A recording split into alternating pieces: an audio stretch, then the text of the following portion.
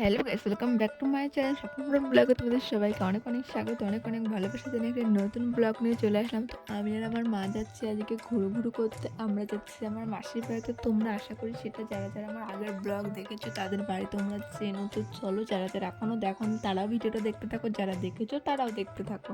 আমরা কিন্তু টোটোতে উঠে পড়েছি। টোটোতে উঠে কিন্তু আমাদের দেখো যে বন্যা হয়ে গেছে, চারিপাশে জল, মানে দুই ধার দিয়েই জল, আর মাঝখান দিয়ে কিন্তু আমরা সুন্দর করে চলে যাচ্ছি। মানে দৃশ্যটা দেখতে এত ভালো লাগছিল, তাই ভাবলাম চলো তোমাদের সাথে একটু শেয়ার করি।